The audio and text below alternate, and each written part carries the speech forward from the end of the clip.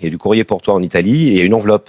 Entre les deux, c'est très différent, mais toutes les émissions qui ont été reproduites dans le monde, je pense à Le monde des médias français est sous le choc total après les révélations inattendues de Laurent Fontaine sur Pascal Bataille.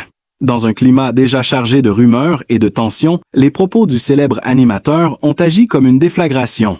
En quelques minutes, les réseaux sociaux se sont embrasés, les plateaux de télévision ont interrompu leur programme et les journalistes se sont rués pour tenter de comprendre ce qui s'était réellement passé entre les deux figures emblématiques du petit écran. L'émotion est palpable, les réactions s'enchaînent et la stupeur s'étend à une vitesse vertigineuse. Ce duo mythique, symbole d'une complicité à toute épreuve, se retrouve soudain au cœur d'une tempête médiatique sans précédent. Les fans, bouleversés, expriment tour à tour leur incompréhension et leur tristesse face à cette vérité longtemps tue. Certains parlent de trahison, d'autres de délivrance, mais tous s'accordent sur un point. Plus rien ne sera jamais comme avant. La télévision française, qui avait connu leurs heures de gloire, semble aujourd'hui regarder ce drame comme un miroir de ses propres excès. Le silence de Laurent Fontaine, longtemps perçu comme une forme de respect ou de prudence, prend désormais un tout autre sens.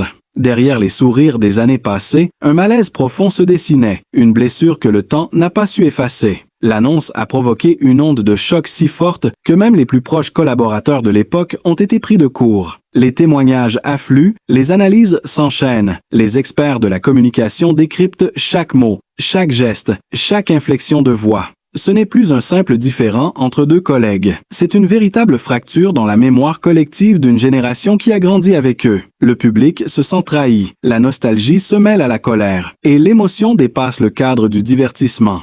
Ce qui devait rester un secret professionnel s'est transformé en une confession publique aux accents douloureux. Dans les cafés, sur les plateaux et jusque dans les rédactions, on ne parle plus que de cela. Une ère se referme dans un fracas d'émotions et de regrets, laissant place à une nouvelle réalité où les masques tombent et où la vérité, même si elle fait mal, s'impose comme une évidence. Ce que Laurent Fontaine a choisi de révéler ce jour-là a bouleversé les certitudes et ravivé des souvenirs que beaucoup croyaient enfouis à jamais. Devant les caméras, son visage tendu, son regard lourd de silence, chaque mot semblait peser, mesurer, presque arraché à des années d'incompréhension et de douleur. Le public a immédiatement compris qu'il ne s'agissait pas d'une simple déclaration médiatique, mais d'un cri du cœur contenu trop longtemps. Pendant 2 décennies, Laurent et Pascal incarnèrent la réussite d'un tandem unique dans le paysage audiovisuel français. Leur complicité, leur aisance à l'écran, leur humour complice avaient fait d'eux des figures incontournables. Pourtant, derrière l'image impeccable, se cachait une fracture invisible, un désaccord profond que les projecteurs avaient dissimulé. Laurent a évoqué ces soirées interminables où les tensions éclataient en coulisses, ses regards fuyants sur les plateaux, ces silences pesants qui remplaçaient peu à peu les rires.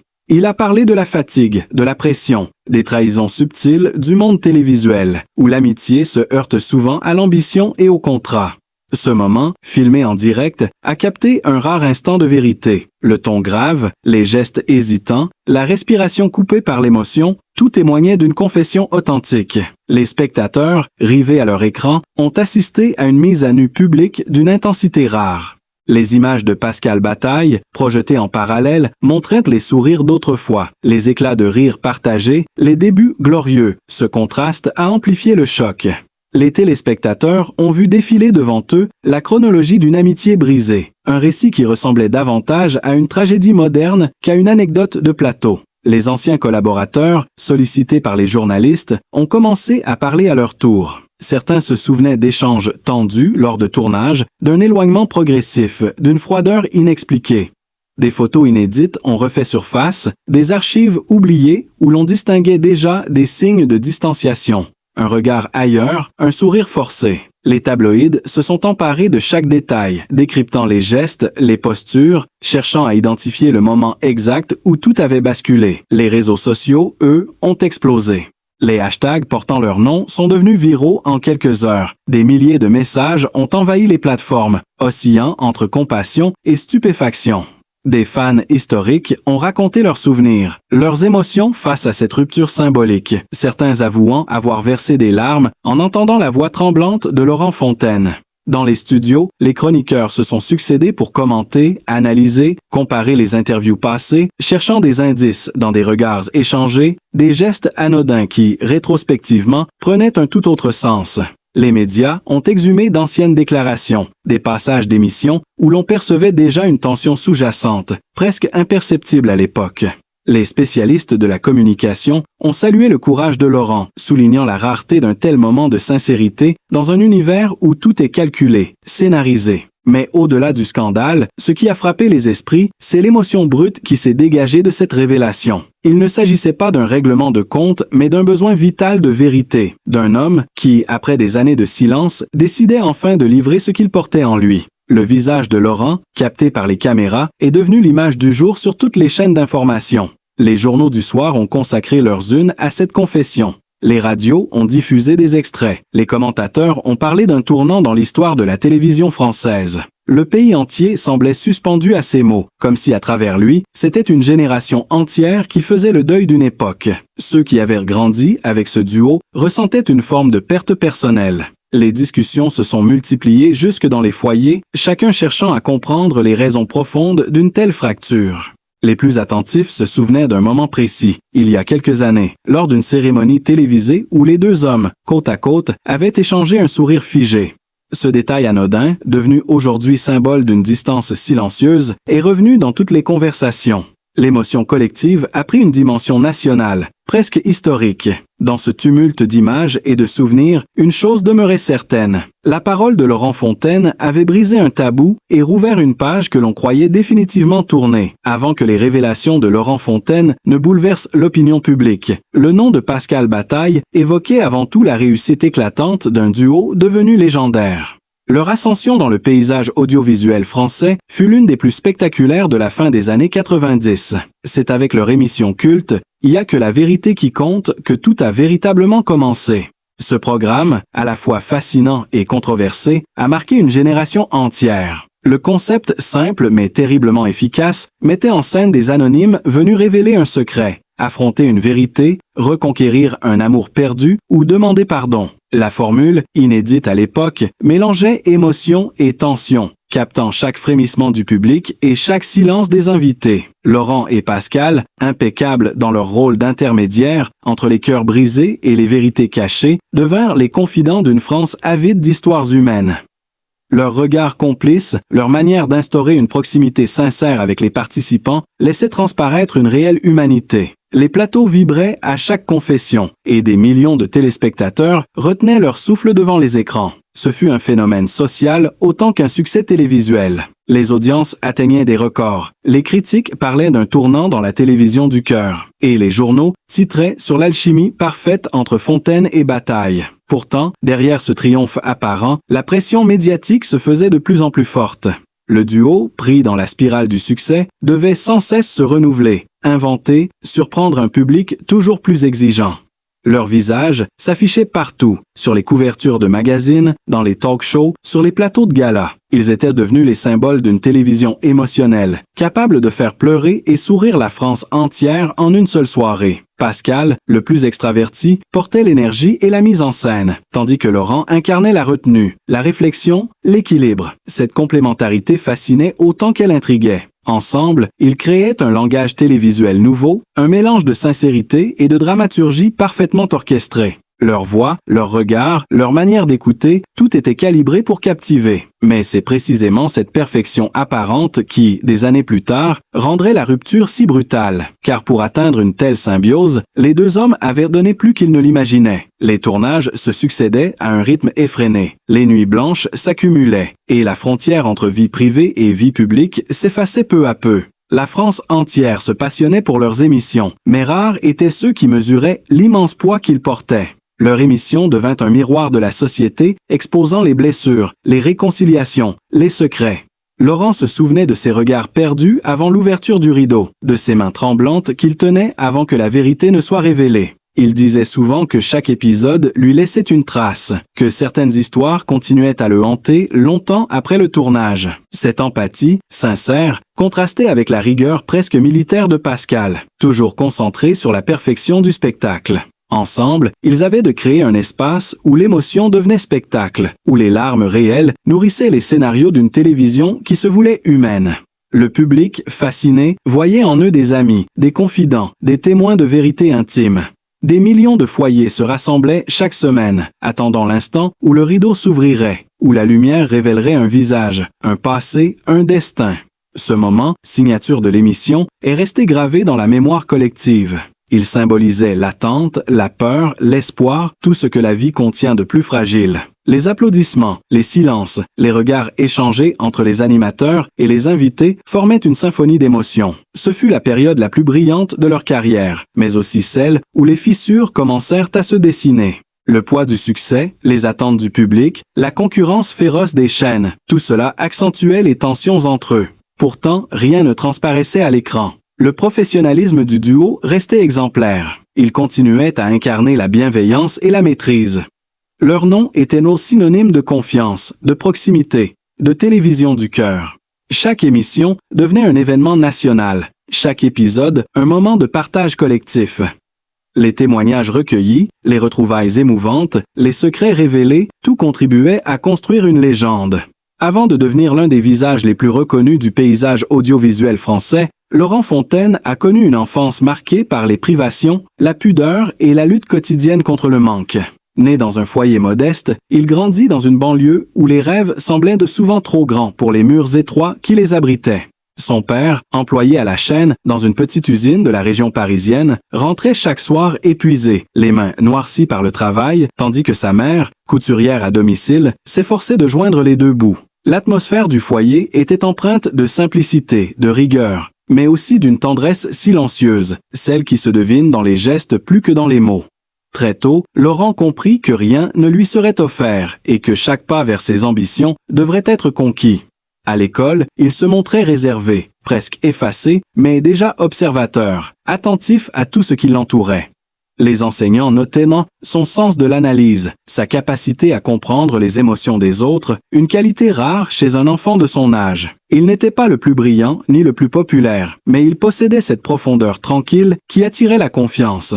Le soir, tandis que la télévision diffusait les variétés d'une France insouciante, il observait en silence les présentateurs, ses visages sûrs d'eux, entourés de lumière, et se jurait qu'un jour il en ferait partie. Ses parents, malgré leurs moyens limités, l'encourageaient à poursuivre ses études, conscient que la culture serait sa porte de sortie. Le jeune Laurent dévorait les livres, les journaux, les émissions radiophoniques, tout ce qui lui permettait d'élargir son horizon. Mais la route fut semée d'obstacles. Les années d'adolescence furent marquées par la précarité. Les factures impayées s'accumulaient, les fins de mois devenaient en des épreuves, et souvent, il devait renoncer à des sorties ou à des vêtements neufs.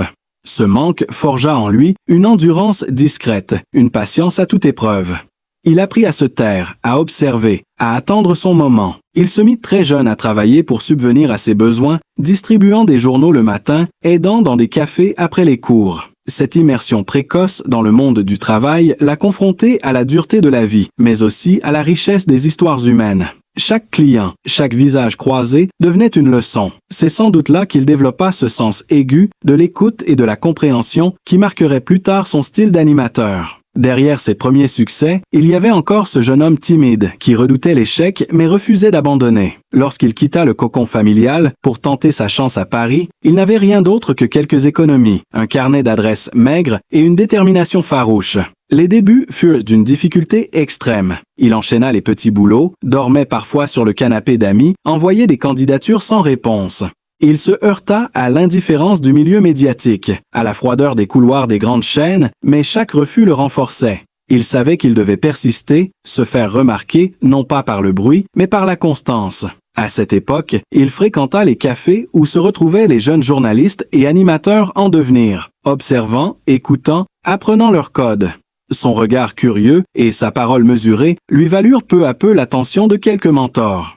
Il comprit vite que la télévision n'était pas qu'un métier de lumière, mais aussi un monde d'ombre et de stratégie. Il s'y engagea avec prudence, mais aussi avec la sincérité d'un homme qui croit encore à la force du travail bien fait. La première fois qu'il posa un pied sur un plateau de tournage, il sentit cette énergie si particulière, mélange d'adrénaline et de trac, qui ne le quitterait jamais. Ce fut un moment fondateur, un instant où l'enfant rêveur de banlieue comprit que sa place pouvait exister dans ce monde de paillettes. Derrière les sourires, il y avait le souvenir des soirs où la radio grésillait sur la table de la cuisine, des repas frugaux partagés dans le silence, des larmes discrètes de sa mère lorsqu'elle croyait que personne ne la voyait. Ces souvenirs le suivaient comme une force invisible, lui rappelant d'où il venait. Chaque victoire future aurait le goût amer de ses années d'efforts, mais aussi la douceur de la revanche silencieuse. C'est cette enfance rude mais fondatrice qui a forgé l'homme de conviction qu'il deviendrait. Celui qui, bien des années plus tard, oserait briser le silence face à une vérité qui pesait trop lourd pour rester enfouie. Avec le temps, Laurent Fontaine a bâti autour de lui un univers discret et mesuré, loin des excès de la notoriété qu'il avait côtoyé de si près. Sa vie personnelle, souvent tenue à l'écart des projecteurs, révèle un homme en quête d'équilibre, profondément attaché aux valeurs de loyauté et de stabilité. Derrière l'image publique du professionnel rigoureux se cache un père attentif et un compagnon d'une rare fidélité. Marié à une femme au tempérament calme et réfléchi, issue d'un milieu étranger à la télévision, il a toujours trouvé auprès d'elle un refuge face au tumulte du métier. Leur union repose sur une complicité silencieuse, forgée dans la patience et la compréhension mutuelle. Ensemble, ils ont traversé des périodes de doute, des moments d'éloignement imposés par les tournages, mais jamais la distance n'a pu éteindre le lien qui les unit.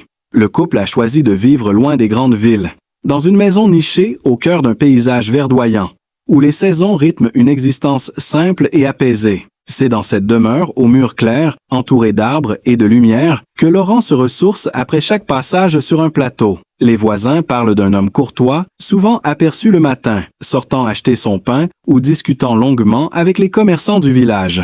Rien dans son attitude ne trahit la célébrité. Il aime cultiver cette normalité, celle d'un homme parmi les autres, d'un père qui accompagne ses enfants à l'école et participe aux fêtes locales. Ses enfants, élevés dans la discrétion, ont grandi loin des apparences et du bruit médiatique. Laurent a voulu leur offrir ce qu'ils n'avaient pas eu, la sérénité d'une enfance protégée. Il leur a transmis le goût de la lecture, de la musique, et cette curiosité bienveillante envers les autres qui l'a toujours défini. Le soir, il lui arrive de raconter des anecdotes de tournage, des souvenirs d'émissions, mais toujours avec modestie, comme s'il voulait désacraliser l'univers qu'il connaît si bien. Son foyer respire la simplicité et l'harmonie, reflet d'une personnalité profondément ancrée dans la réalité. À l'intérieur de la maison, les objets racontent son parcours. Des livres alignés sur des étagères, quelques photos de plateaux encadrés, un piano hérité d'un ami, des souvenirs rapportés de voyages de tournage. Rien n'est ostentatoire. Tout est à sa place, comme si chaque élément portait un morceau de mémoire. Il affectionne particulièrement le jardin, qu'il entretient lui-même, trouvant dans ce contact avec la terre une forme de méditation. Ses proches disent qu'il y trouve la même satisfaction qu'autrefois, en construisant une émission, un équilibre entre effort, patience et résultat. Le week-end, il aime inviter quelques amis, anciens collaborateurs ou voisins, pour de longs repas qui se prolongent jusqu'au crépuscule. Ces moments, à l'abri des regards, sont pour lui essentiels. Il lui rappelle qu'avant d'être une figure publique, il est un homme d'écoute et de partage. Sa maison est devenue un lieu de paix, presque un sanctuaire, où il retrouve la force de poursuivre son chemin dans un monde médiatique devenu plus brutal, plus rapide. De temps en temps, il retourne à Paris, mais sans jamais y rester longtemps. Le rythme effréné de la capitale lui rappelle trop les années de tension, les nuits sans sommeil, les obligations incessantes. Dans sa retraite choisie, il a trouvé un autre tempo, plus humain. Sa femme le soutient dans cette recherche d'équilibre, veillant à préserver cette bulle familiale que rien ne doit venir troubler. Le couple partage une passion pour la nature et la lecture, des soirées passées à écouter de la musique ou à feuilleter des albums photos, évoquant les années d'émotions vécues sous les projecteurs. Laurent parle peu de lui, mais ses gestes, sa manière de regarder ceux qu'il aime, traduisent une gratitude profonde envers la vie qu'il a construite. Malgré les tourments récents, il reste fidèle à cette philosophie de sobriété et de vérité. Loin des bruits du monde médiatique, il a recréé un univers où la sincérité prime sur l'apparence, où la réussite se mesure en instants partagés plutôt qu'en audience. C'est dans ce décor paisible, entre les rires de ses enfants et la tendresse discrète de son épouse, que Laurent Fontaine poursuit son existence, conscient que les vérités les plus importantes ne se crient pas sur les plateaux, mais se vivent dans le silence du quotidien. Au fil des années, Laurent Fontaine a appris à apprivoiser ce silence qu'il redoutait autrefois.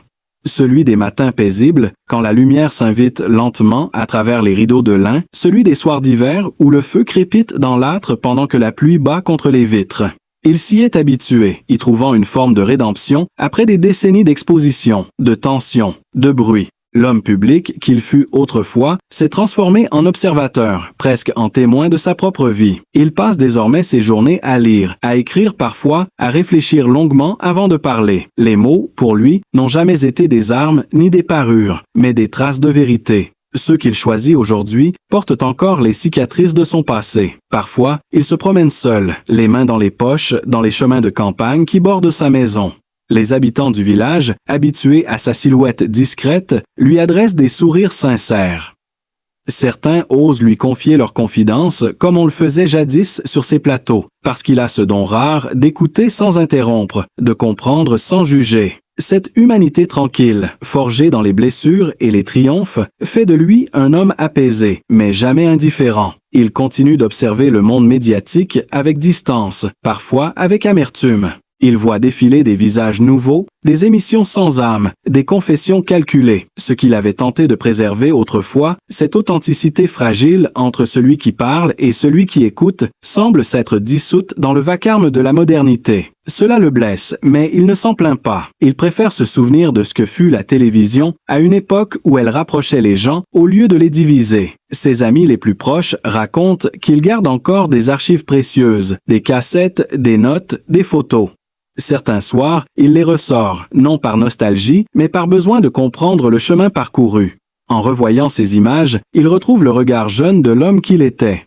L'énergie bouillonnante de ses débuts, la fierté de ses premières réussites. Mais derrière chaque sourire capturé par les caméras, il perçoit désormais la fatigue et le poids de la responsabilité. Il sait aujourd'hui que la lumière du succès aveugle autant qu'elle éclaire. Dans sa vie privée, il s'est attaché à recréer ce que la célébrité lui avait longtemps refusé. La constance. Son foyer est devenu son ancrage, un lieu où il peut tomber le masque, où l'homme et l'animateur ne font plus qu'un.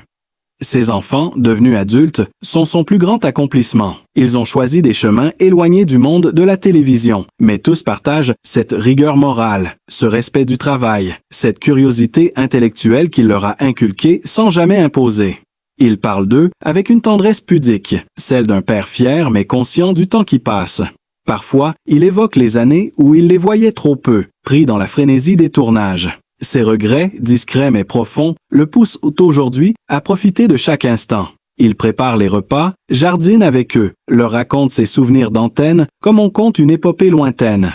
Dans son regard, il y a la douceur de celui qui a connu la fatigue des lendemains et la beauté des recommencements. Ses journées suivent un rythme lent, presque méditatif. Le matin, il lit les journaux, commente l'actualité avec sa femme autour d'un café fumant, parfois s'indigne de l'injustice, parfois sourit d'un détail oublié. Il écrit de temps en temps dans un carnet des réflexions sur la société, sur le temps, sur la vérité, ces thèmes qui n'ont jamais cessé de le hanter. On dit qu'il envisage un livre, non pas un récit de gloire, mais un témoignage sur la fragilité de l'exposition publique. Ce projet l'habite, sans urgence, comme une promesse qu'il se fait à lui-même. Loin de la scène, il reste habité par le besoin de transmettre. Lorsqu'il est invité à donner des conférences dans des écoles de journalisme, il parle avec humilité, évoquant les illusions du métier et l'importance de rester fidèle à soi-même.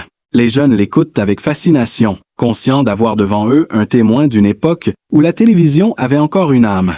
Son discours n'est jamais amer, mais empreint de lucidité. Il raconte comment les plus beaux moments de sa carrière furent aussi les plus solitaires, comment le succès isole, comment la vérité dérange. Ses paroles résonnent chez ceux qui l'écoutent, car elles dépassent le cadre du métier pour toucher à la condition humaine. De retour chez lui, il retrouve cette atmosphère familière, la chaleur du foyer, les odeurs de cuisine, les éclats de rire. Laurent Fontaine incarne aujourd'hui plus qu'un simple visage de la télévision française. Il représente la mémoire vivante d'une époque où la sincérité et le respect guidaient encore la parole publique. Son parcours, marqué par la discrétion, la persévérance et la fidélité à ses valeurs, force l'admiration. Il n'a jamais cherché à briller, plus qu'à comprendre, à écouter, à relier les êtres entre eux. Dans ses silences, comme dans ses mots, on sent la profondeur d'un homme qui a connu la gloire mais qui n'a jamais cessé d'être humain. Il a choisi la vérité, non pour choquer, mais pour se libérer, pour rappeler que derrière chaque succès se cachent pour des blessures, des doutes et des sacrifices invisibles. Son courage d'affronter le regard du public, son humilité face à la vie et sa capacité à se relever sans amertume en font une figure rare, presque intemporelle. Dans un monde où tout va trop vite, son histoire nous ramène à l'essentiel. La dignité, la loyauté, la bienveillance. En écoutant son parcours, on comprend qu'il ne s'agit pas d'un adieu, mais d'un témoignage, celui d'un homme qui a su rester lui-même malgré les tempêtes. Si vous aussi avez été touché par cette leçon de vie, par la force tranquille de cet homme qui a préféré la vérité à l'oubli, soutenez-le en laissant un like. Partagez cette histoire pour qu'elle continue d'inspirer et abonnez-vous pour découvrir d'autres récits de courage, d'émotion et d'humanité.